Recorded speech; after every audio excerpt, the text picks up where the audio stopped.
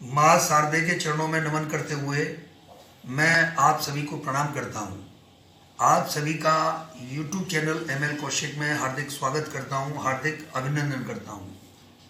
आज मैं अपने विचारों की श्रृंखला G7, एक फॉर्मूला G7 मैंने दिया है, उस पर देना चाहता हूँ।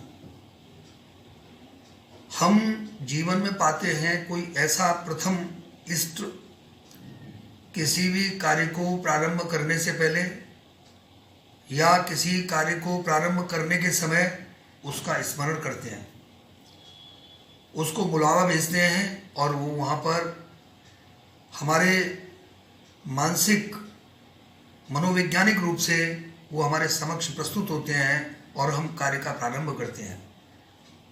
तो जीवन में किसी भी कार्य का प्रारंभ गणेश, जो हमारे गणेश जी हैं, गणेश भगवान हैं, उनके स्मरण से होता है। और ये पूरा जीवन, पूरा संसार, ये जो कंट्रोल्ड है, ये संचालित है, ये हमारे तीन देव हैं, जिसमें ब्रह्मा विष्णु महेश हैं। ब्रह्मा जी हमारी सृष्टि के रचयिता हैं, तो वो हमारी माँ हैं। विष्णु जी हमारे पिता हैं, वो पालक हैं।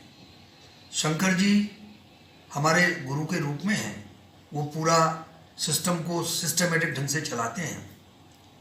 तो ये सभी देव हैं जिनकी ये सृष्टि है, और उसी में हमारे एक ऐसे भगवान हैं जिनको हम गोविंद कहते हैं, जिनको हम कन्हैया जी कहते हैं, कृष्ण कहते हैं, जिनको हम गोपाल कहते हैं। तो हमारा प्रथम जी गणेश से है।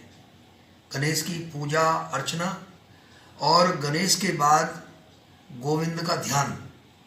गोविंद का जब हम ध्यान करते हैं तो एक सहज ही अनुभूति होती है कि बिना गोपियों के, बिना गीता के, बिना गोमुख के, बिना ज्ञान गंगा के, बिना ज्ञान गंगा के द्वारा प्रवाहित होने वाले गंगा जल के, ये पूरा सब असंभव है।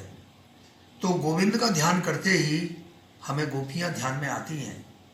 गोपियों की रक्षा सुरक्षा गोविंद के द्वारा, अर्थात प्रतीक रूप में, यानी नारी शक्ति की रक्षा सुरक्षा, ये हमारा परम धर्म और कर्तव्य बनता है।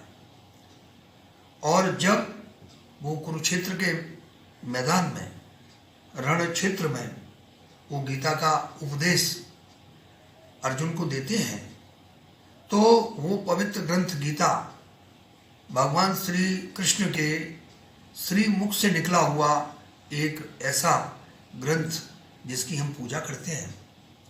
और जो उन्होंने उपदेश दिया, गीता का उपदेश 3 वाक्यों में, जो हो गया उसको भूल जाओ, भविष्य में जो होगा उसकी चिंता मत करो, और जो वर्तमान है उसको ठीक करो, वर्तमान को संभालो, वर्तमान को व्यवस्थित करो।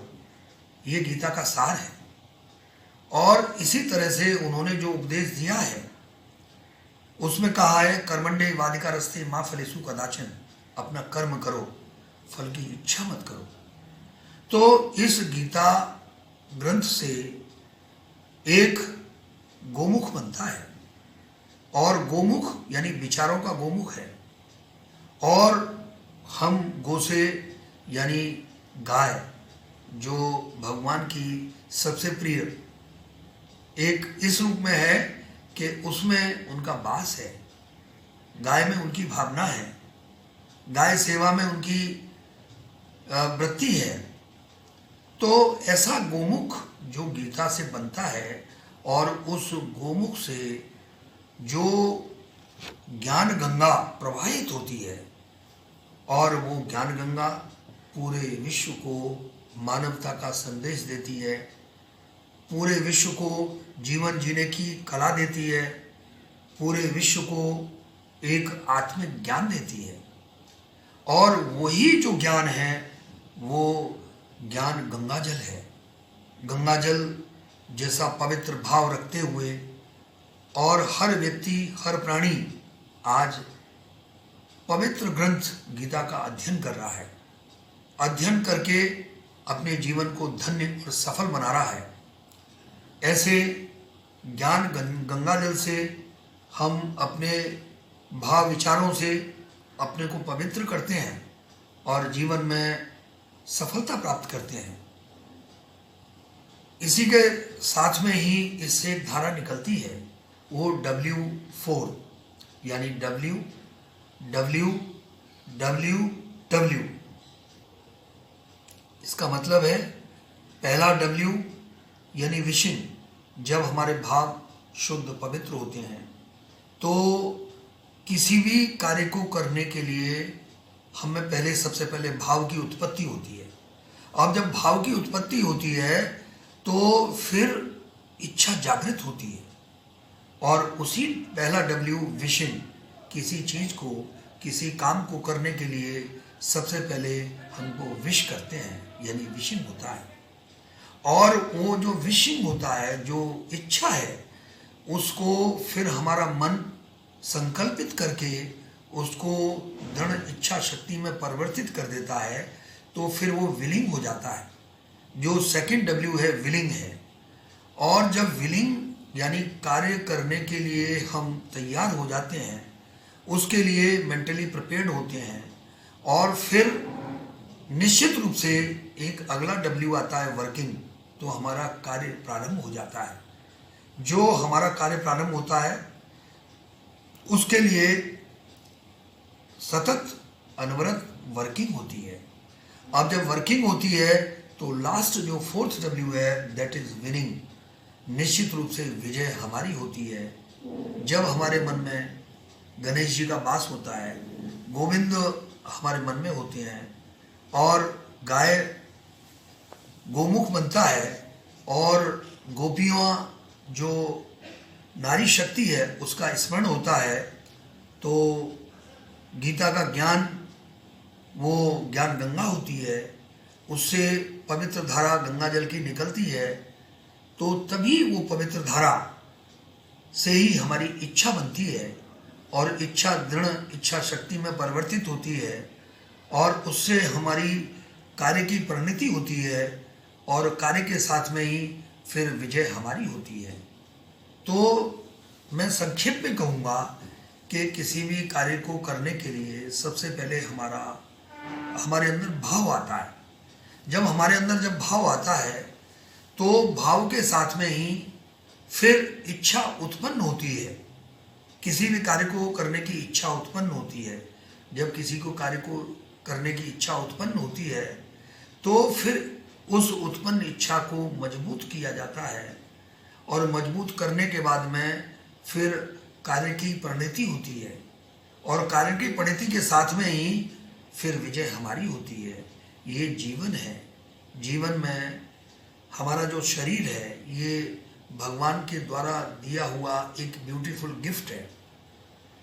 इसमें अनेकों अंग ईश्वर ने हमको बहुमूल्य दिए हैं।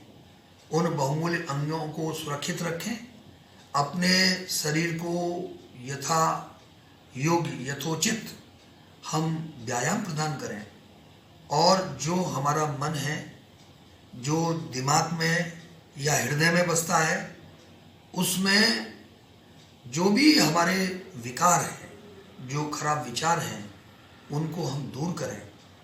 पहले हम मस्तिष्क को खाली करें, हृदय को खाली करें, जो दूषित कलुषित विचार हैं उनको दूर करें। फिर सद्विचार, अच्छे विचार, श्रेष्ठ विचार हम अपने हृदय में उत्पन्न करें और मस्तिष्क में फीड करें, और फिर एक उद्देश्य बनाएं। एक किसी कार्य को करने का उद्देश्य जब हमारे मन में होता है तो उसके साथ में ही फिर हमारा उस कार्य को करने के लिए समर्पण का भाव होगा। जब समर्पण भाव होगा तो निश्चित रूप से हमारी जो उस कार्य को करने की प्रवृत्ति है वो पुष्ट होगी, और हम उस कार्य को सफलतापूर्वक हम कर सकेंगे। इसी प्रकार से ये हमारे जीवन में विचारों की जो श्रृंखला है जो वस्तुएं हैं, जो हमारे इष्ट हैं, उन सबका अगर स्मरण करते हैं और सन्मार्ग सत्य पथ पर चलते हैं और समाज के प्रति, राष्ट्र के प्रति अपने कर्तव्य बोध को अपने मस्तिष्क में रखते हैं और अपनी सकारात्मकता जो मानसिकता है उसको अपना संबल बनाते हैं, तो हम सभी का हित करेंगे, हम सभी के लिए हितकारी होंगे। मैं आज यही आप सभी से निवेदन करूंगा कि जो मैंने बिंदु दिए हैं उनका स्मरण करेंगे, उनका ध्यान करेंगे, उस प्रोसेस को फॉलो करेंगे, तो हम निश्चित रूप से जीवन में अति सफल होंगे और जो सफलता का चरम है उस पर हम पहुंचेंगे। इस वीडियो को बनाने में हमारे नवीन वशिष्ठ जो पीजीटी कॉमर्स हैं, उन्होंने महत्वपूर्ण योगदान दिया है। मैं उनको साधुवाद देता हूं और आप सभी को पुनः प्रणाम करता हूं, आपका अभिनंदन करता हूं, आपका स्वागत करता हूं। धन्यवाद।